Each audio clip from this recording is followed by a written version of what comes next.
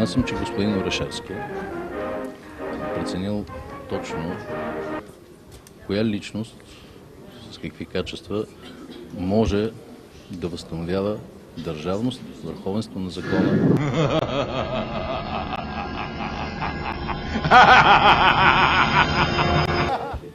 Аз също, след като научих за номинацията, проведох разговор с кандидата и с избрания вече председател на Държавна агенция национална сигурност. Кога?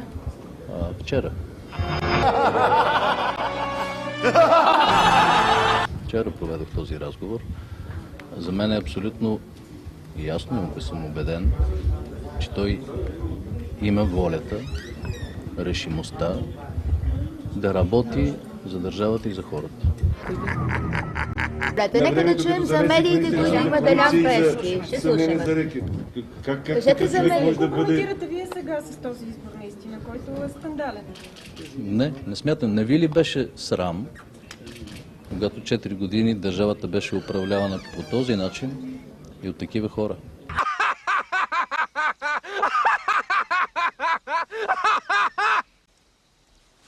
Всъщност държавата беше обладана и беше изнасилвана, ако ползвам груби израз на господин Борисов от вчерата, в продължение на 4 години.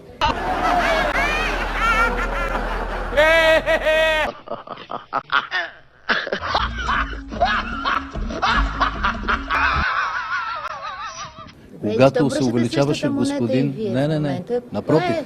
Той ще арестува Бойко Борисов и Цветан Цветанов. Това казаха депутати от вашата парламентарна група и ще изгори. Така ли е замисъл? Това не е замисъл. Замисъл да има действие на основата на закона към всеки. Независимо дали е от ГЕРБ, дали е от БСП, от ДПС, и съм убеден, че това ще бъде доказано.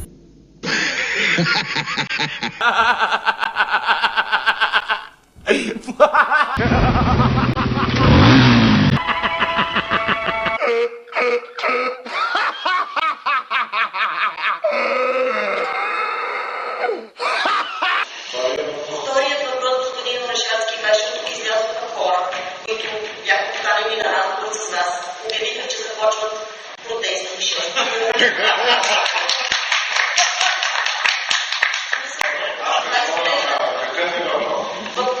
Те поставиха въпросите към вас, кой управлява държавата.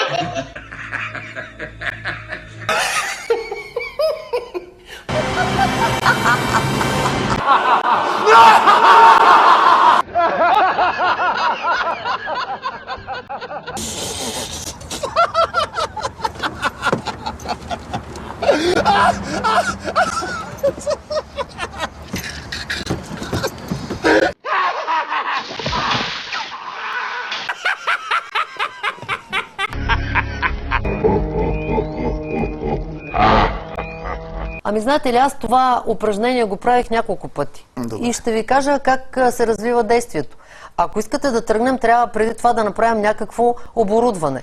Например, да си вземем по една свирка, защото когато срещу тебе започнат да свирят, нали, поне можеш да отговориш, трябва да отговориш също. Няма да вземем домати и яйца, за да замеряме, тъй като Госпожо Манолова, между нас с вас такова понятие свирка не може да има. Благодаря ви за участието в Свободна зона.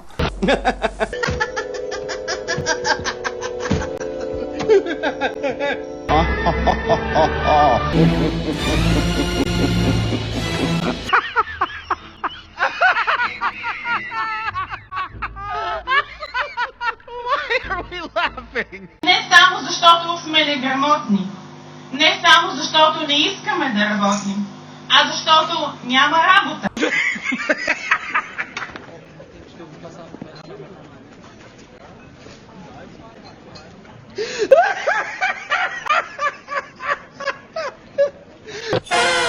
Ha ha ha ha ha!